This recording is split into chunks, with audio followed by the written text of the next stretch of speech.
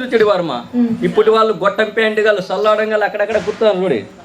వీళ్ళు చెవికిన ఆవకాయ పేడును వలే చివరి వరకు చివికి చివికి చివికి విడిచట్లేదమ్మా టింగరు పుచ్చిగాళ్ళు. నీకు ఒక విషయం తెలుసమ్మా? ఏమిటే? నా చిన్నతనంలో 60 ఏళ్ళు దాటిన వృద్ధులు ఏం చేసేవారు తెలుసా? ఏం చేసేవాళ్ళు? రామాలయంలో కూర్చొని రామ రామ రామ అని రామభజన చేసేటోళ్ళమ్మా. మరి ఇప్పుడోళ్ళు 70 ఏళ్ళు దాటినా సరేనమ్మా బామా బామా బామా అని మన కొంప చుట్టూ తిరుగుతున్నారే. అందువల్ల ఆ శాపమునకు పడిమ పోయిందనమాట. అయినా నా కడుపున్న పుట్టితమన్న మాటే కానీ నా గుణం ఒక్కటి కూడా నీకు వంట కొట్టలేదు కదా. అన్నీ మీ నాయన. అమ్మా అన్నట్టు నేను ఎప్పటి నుంచో నిన్ను ఒక మాట అడగాలనుకుంటున్నానమ్మా. అడుగమ్మా. తిట్టవు కదూ? తిట్టలే అమ్మా. కొట్టవు కదూ? కొట్టలే అమ్మా. ఒట్టు ఒట్టు. మరి నాకు ఊహ తెలిసిన తాంచి మన ఇంట్లో నువ్వు నేను మన చిత్ర తప్ప మా నాన్నగారు ఎక్కడే? అబ్బో ఏమిటో. అమ్మా అమ్మా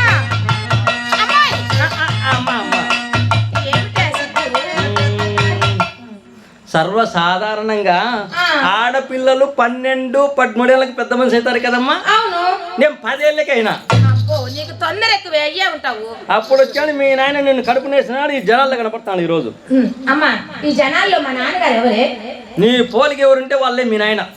నా పోలిక ఎవరుంటే వారే మా నాయన. కలర్ ఒకటే తేడానమ్మా. నాన్నగారు నాన్నగారు పలకట్లేదే. ఇంతమంది జనాల్లో నాయనగారు నాయనగారు పిలిచేట్టు వస్తాడే. మరి అలా పిలవాలి. తెల్లవారుజామున 3 గంటల్లో కూడా వస్తాడు వెనక్కి నా కోసం. నువ్వు నిద్రపోయేటప్పుడు. తెల్లవారుజామున నేను నిద్రపోయేటప్పుడు వస్తాడు, నేను నిద్ర లేచినాక వెళ్తాడు. మరి నేను ఎప్పుడు మా నాన్నగారిని చూడాలి? పొద్దున ఇంటికాడికి పో. అయితే నువ్వు కూడా. ఇంతకు మీ నాయన ఎవరో పేరు అడగలేదు కదే. అమ్మా మీ నాయన హార్మోనిస్ట్ కృష్ణమూర్తి.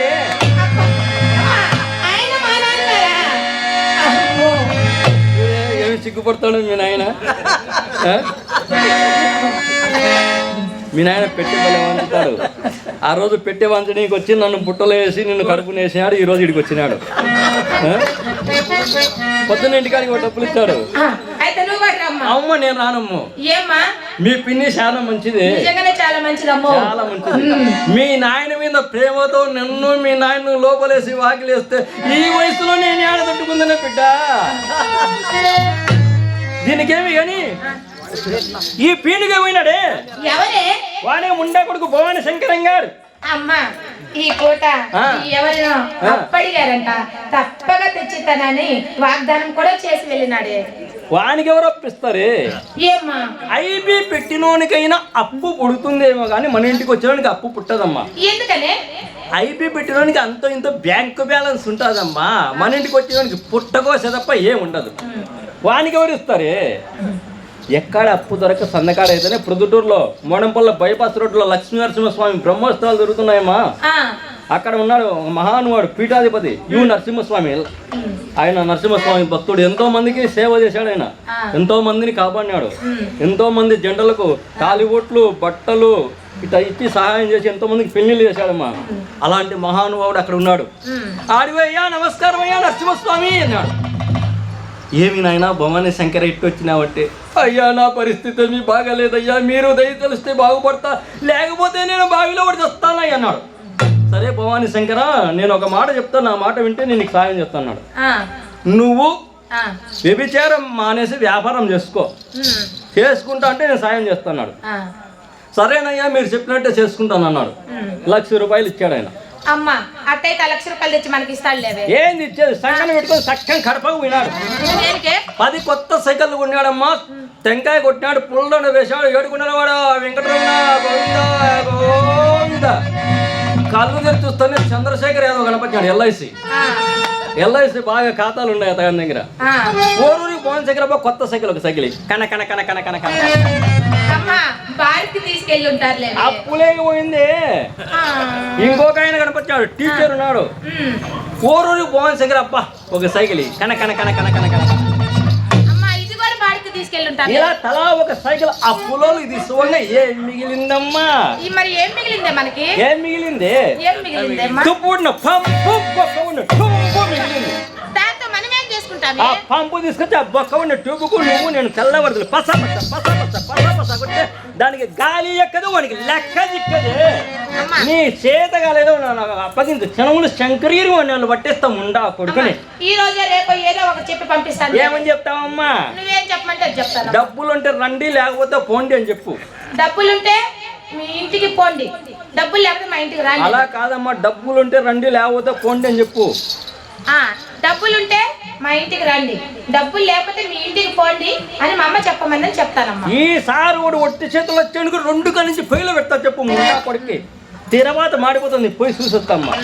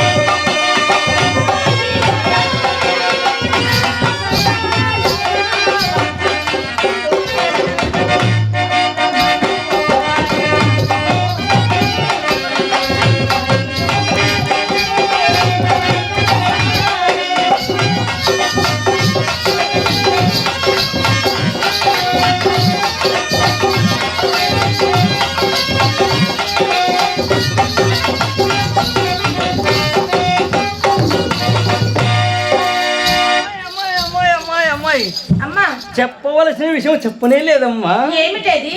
పూల రంగడే ఈ రోజు మన ఇంటి చుట్టూ 4-5 సార్లు తరసలన్నాడమ్మా. అతని సూపులన్నీ మన ఇంటి పైనే. అమ్మా ఏదో వ్యాపారం పని మీద వెళ్ళుంటాడులేవే. వ్యాపారమో భోపారమే, అసలు పని మీదనే వచ్చాడే. అసలు పని అంతగానికి రోగం తగులుకున్నాడమ్మా. దూరంగా ఉండవే. అంటే ఇది ఆ రోగం కాదమ్మా, ఇది వలపు రోగం. వలపు రోగమా అంటే ఏమిటే? అమ్మాయి గజ్జికి మంది వచ్చే పోతుందమ్మా. ఈ రోగం ఒక్కసారి తగులుకునేదనుకో 90 ఏళ్ళ వరకు పోదని గ్యారంటీ. కావాలంటే వెంకట సుబ్బయ్య ఆయన అడుగు, అనుభవస్తులు. ఆయనకు తగులుకునేది 8 ఏళ్ళకే తగులుకునేది ఆయనకు. ఇప్పుడు కూడా వచ్చాడు, చూస్తాడు, తొంగి చూసిపోతాడు. ఏం చేయడు, చాలా మంచివాడు. అమ్మా ఈ రోగం ఎలాంటిదంటే వలపు రోగము పుట్టని వాడు సాని వాడకే రాడు. వచ్చేపో మన ఇంటి వంక కన్నెత్తి చూడేవాడు, చూచువాడు మన ఇంట పంటకు వాడు సుమ్ము. ఎవడైతే మన ఇంటి వంక చూసాడు వాడు అయిపోయినట్టేనమ్మా. ఏమ్మా నువ్వే కదా కుట్టించావు. వద్దమ్మా, ఎరుపు లంగా, ఎరుపు ఓని, ఎరుపు చోలి, ఎరుపు పూలు పెట్టుకోవాలమ్మా. నాకు ఎరుపు అంటే ఇష్టం లేదే. అయినా నువ్వు ఎరుపే ఎందుకు వేసుకోవాలి బిడ్డ? ఎరుపులో వాడు ఇరుక్కున్నాడు అనుకో, అటు వల్లడి ఇటు వల్లడి నేను తనుకులాడు వస్తాడే నా తల్లి. ఎర్ర లైట్ వెలిగితే రైలు బండే అయిపోతుంది. వాడంతమ్మా ఆ పూల రంగు రాగానే బాగా అలంకరించుకొని సగం మాత్రమే కనపడాలమ్మా. ఏమ్మా సగం మాత్రమే ఎందుకు కనపడాలి? మొత్తం కనపడితే ఏమవుతుంది? నువ్వు సగమే కనపడినావు అనుకో, ఎంతుందో అని ఎగబడి చూస్తారమ్మా. నువ్వు పూర్తిగా ఉండేది ఇంతే అని పచ్చ లేకుండా పోతారు. అమ్మా చిత్రదుడు పోయి పొద్దున్నంగా బజారు పోయింది. అమ్మా అదిగో నీ ముద్దులు తల్లి రా. ఏమి జరిగింది? ఏం జరిగేదంటే ఈ ఊరు వాళ్ళు అసలు మంచి వాళ్ళు కాదు. ధ్యానం మంచి వాళ్ళు ప్రొద్దుటూరు వాళ్ళు పాపం. నా వెంట పొరపాటు ఏమన్నా వచ్చాను చూడు ఎవరన్నా. అమ్మా ఎవరో ఏమో నాకు తెలియదు కానీ వాళ్ళంతా నా వెంట పడి గొడవ చేస్తున్నారే. ఏమని గొడవ చేస్తున్నారు? రెప్పరి గాజులు, రెప్పరి గాజులు.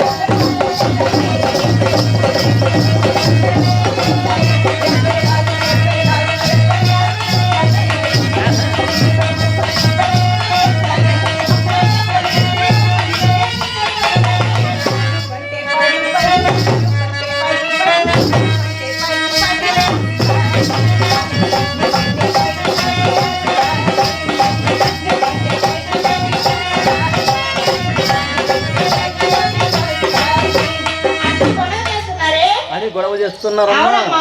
ఎంతమంది వెంట పడ్డారమ్మా? 100 మంది దాకా వెంట పడి ఉంటారే. బిడ్డకు 18 ఏళ్ళ వయసు వచ్చింది. పిట్ట పిట్ట పిట్టలాడుతుంది. 100 మంది ఎంత పడ్డారని సిగ్గు లేకుండా చెప్పుకుంటున్నావు. ఎంతమంది వెంటపడాలి? ఇక్కడ 60 ఏళ్ళు వయసమ్మా. అయితే ఆట దిగుతూనే 600 మంది ఎంత పడ్డారు. అమ్మో, నీ టాలెంట్ మాకు లేదమ్మా. అలా ఎంత పడాలంటే ఒక కిట్టుకుందమ్మా, ఇలా రాయి. ఏంటి? కనపచ్చిన వాళ్ళ కాలు దొక్కాల, కన్ను కొట్టాలి, కాలు దొక్కాల, కన్ను కొట్టాల. కన్ను కొట్టాలా? అమ్మా, నువ్వు చెప్పినట్టే నీ కాలు తొక్కాను, నీ కన్ను కూడా కొట్టాను, నాకేం జరగలేదేంటి? నువ్వు నన్ను, నేను నిన్ను తొక్కితే ఏమవుతుందమ్మా? తొక్కేవాడు తొక్కుతేనే బిడ్డ కరెంటు పాస్ అయ్యేది. చూడు కృష్ణమూర్తి అక్కడ పెట్టి తొక్కుతుంటే ఇక్కడ మన కరెంట్ వచ్చి ఆట ఆడతాం. అవునమ్మా. అమ్మా, నేను అలా వస్తూ ఉంటే ఆ నూనె కొట్టాయని నిన్ను అడిగాడే. నన్ను అడిగాడమ్మా? ఆ బట్టల కొట్టాయని కూడా అడిగాడమ్మా. అడిగాడమ్మా. ఆ నగల షాప్ ఆయన కూడా అడిగాడమ్మా. ఆ తప్పు లిస్ట్ అడగలే? తప్పు లిస్ట్ వెంటబడి మరీ అడిగాడే. అడుగుతారమ్మా. వీళ్ళంతా ఎందుకు అడుగుతున్నారే?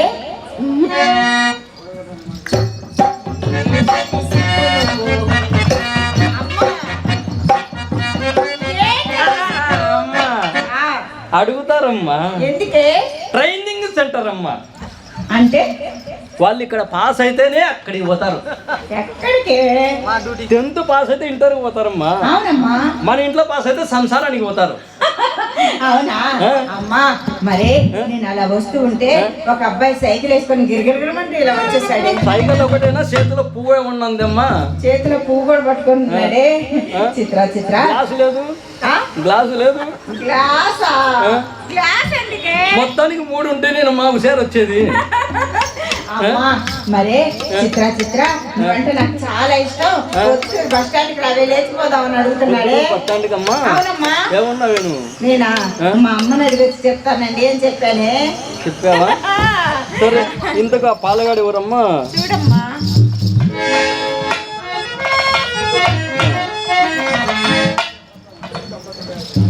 ఇక్కడికి వచ్చిన కళాకారు